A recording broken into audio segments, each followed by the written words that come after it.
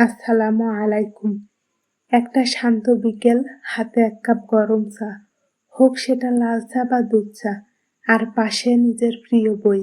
ভাবুন তো, এর চেয়ে সুন্দর মুহূর্ত কি আর হতে পারে? আজ আমি সেই সুন্দর মুহূর্তেরই আনন্দ আপনাদের সাথেও ভাগ করে নিব। আমি পড়তে বসেছি জনপ্রিয় লেখক মোহাম্মদ মতিউর রহমানের লেখা দ্য কেয়ারিং হাজবেন্ড বইয়ের ৪র্থ পর্ব। এই পর্বের শিরোনাম হলো অযথা অভিযোগ করবেন না। তাহলে আর দেরি না করে চলুন আজকের পাঠ শুরু করি। জীবনে অনেক সমস্যায় থাকে, এমন কেউ নেই যে তার পরিস্থিতি নিয়ে পুরোপুরি সুখী। কিছু লোকেরা তাদের কষ্টের তুলনায় অন্যের চেয়ে বেশি ধৈর্যশীল। তারা তাদের কষ্ট ও পরিশ্রমকে মাথায় রাখে এবং তা প্রকাশের যথার্থ সময় ছাড়া সেটা প্রকাশ করে না। অন্যদিকে এমন অনেক লোক আছে যারা এতই দুর্বল যে তারা কখনো নিজের সমস্যার কথা নিজের মধ্যে রাখতে পারে না। তারা অভিযোগ করতে এতটাই অভ্যস্ত যে অন্যদের সাথে দেখা হওয়ার সাথে সাথেই তারা নিজেদের জীবনের সমস্যা নিয়ে সমালোচনা শুরু করে। যেখানে তারা যায় এবং যখনই কোনো সমাবেশে উপস্থিত হয়, তখনই তারা তাদের প্রতিদিনের সমস্যাগুলো সম্পর্কে সমালোচনা করা শুরু করে দেয়, যা অন্যদের জীবনকেও প্রভাবিত করে থাকে। যেন মনে হয় অন্যের সুখ নষ্ট করার জন্য শয়তান নিজেই তাদেরকে একটি মিশনে নামিয়েছে। এজন্য বেশিরভাগ বন্ধু বান্ধব এবং আত্মীয় স্বজন এসব বিষয়ে নিজেদেরকে জড়াতে চায় না। তাদের থেকে যতটা সম্ভব দূরে থাকার চেষ্টা করে। তবে তাদের স্ত্রীদের জন্য বিষয়টা অত্যন্ত দুঃখজনক এবং তাদের বাচ্চাদের জন্য।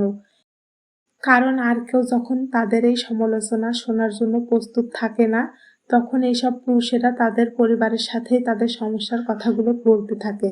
তারা কখনো কখনো তাদের ব্যয়, ট্যাক্স, বন্ধু, সহকর্মী, তাদের ব্যবসা, রোগ, চিকিৎসা ইত্যাদি বিষয়ে অভিযোগ করতেই থাকে। এই পুরুষেরা খুবই হতাশাবাদী এবং পৃথিবীতে ভালো কোনো কিছুই তারা দেখতে পায় না। তারা নিজেরা ক্ষতিগ্রস্ত হওয়ার পাশাপাশি বিশেষত তাদের পরিবারকেও ক্ষতিগ্রস্ত করতে থাকে। শ্রদ্ধেয় পাঠক, সারাক্ষণ অভিযোগ করে লাভ কি? ক্রুদ্ধ হয়ে আপনি কি অর্জন করবেন? কেন আপনি ট্যাক্সি ড্রাইভারের উপর করা রাগ আপনার পরিবারের উপর দেখাবেন? আপনার ব্যবসার ক্ষতি হলে কেন আপনি আপনার স্ত্রী তার জন্য দোষারোপ করবেন? আপনি ভুলে যাবেন না যে আপনার এই মনোভাব আপনার পরিবারকে আপনার কাছ থেকে দূরে সরিয়ে দেবে। তারা আপনার উপর এবং বাড়ির সকলের উপর বিরক্ত হয়ে উঠবে। এমনকি তারা বাড়ি থেকে পালাতে পারে এবং বিভিন্ন কুটকাচালের ফাঁদেও পড়তে পারে। দুর্নীতি ও অপরাধের শিকার হতে পারে। সর্বোপরি এটি তাদের উপর একটি প্রচণ্ড মানসিক চাপ সৃষ্টি করবে।